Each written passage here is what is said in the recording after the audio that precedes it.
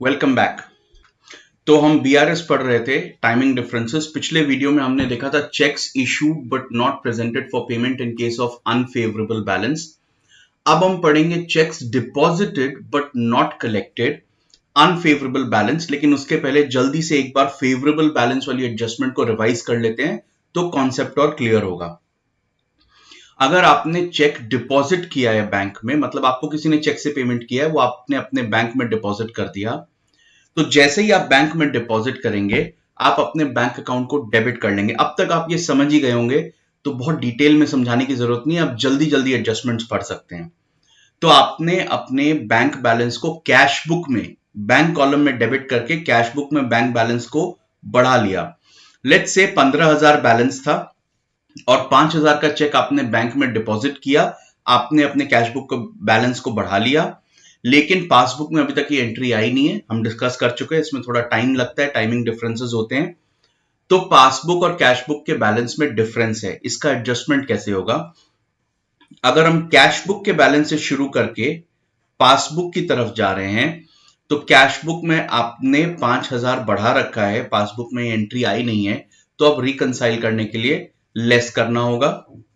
अगर favourable balance है तो balance as per cash book debit यानी फेवरेबल 20,000, ये 20,000 less cheques deposited but not collected 5,000, balance as per passbook जो कि कम है कैश बुक से, क्रेडिट बैलेंस यानी फेवरेबल बैलेंस 15,000।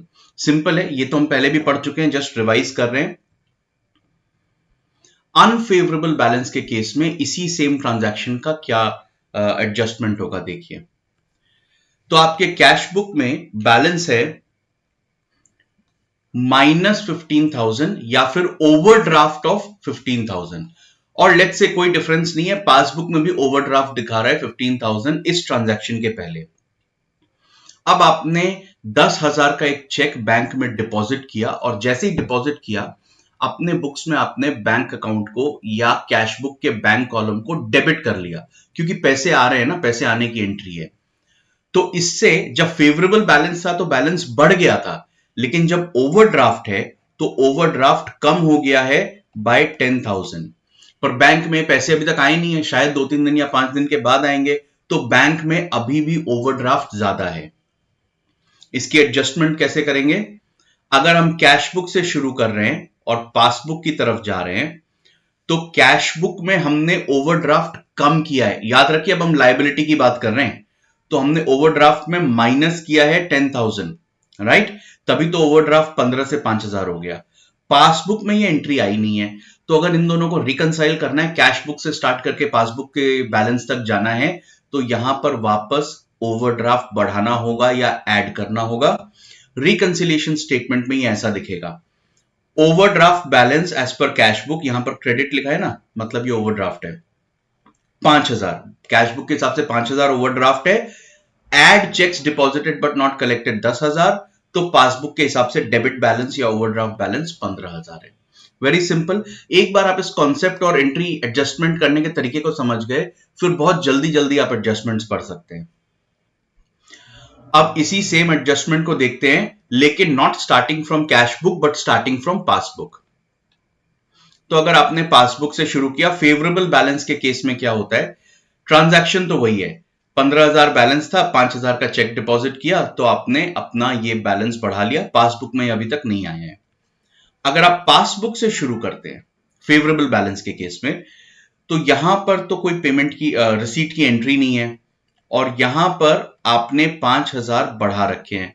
तो अगर हम पासबुक से कैश बुक की तरफ जा रहे हैं, तो इसको इससे मिलाने के लिए यहां पर हमें ऐड करना पड़ेगा 5,000।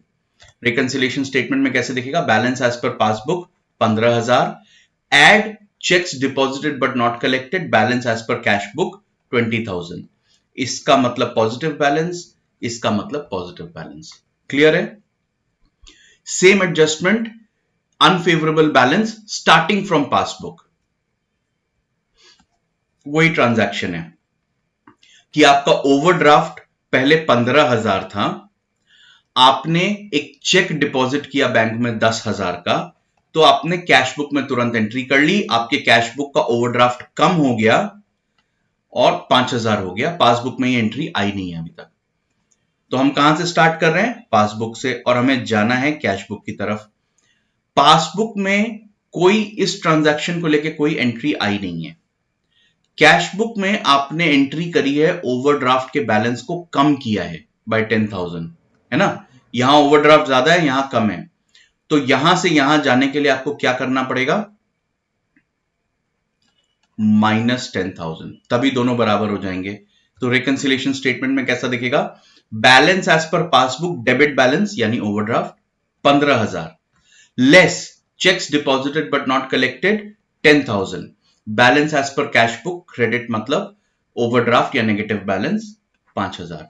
तो आप यहां से शुरू करके इस तरफ जा रहे हैं, इसीलिए आपने ओवरड्राफ्ट के बैलेंस को लेस किया। Very simple.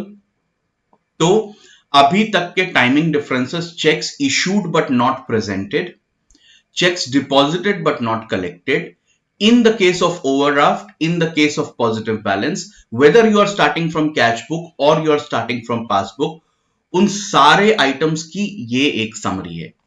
ठीक है? तो ये cheques issued but not presented for payment, ये cheques deposited but not collected और क्रेडिटेड टू बैंक।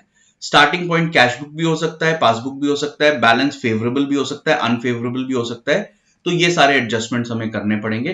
जस्ट एक समरी टेबल है आपके रेफरेंस के लिए, आपके ईज के लिए। ऑलराइट, तो this was about timing difference. अगले वीडियो में हम पढ़ना शुरू करेंगे direct receipts and direct payments into the bank जो कैश बुक में रिकॉर्ड नहीं हुए, उसकी एडजस्टमेंट कैसे करेंगे।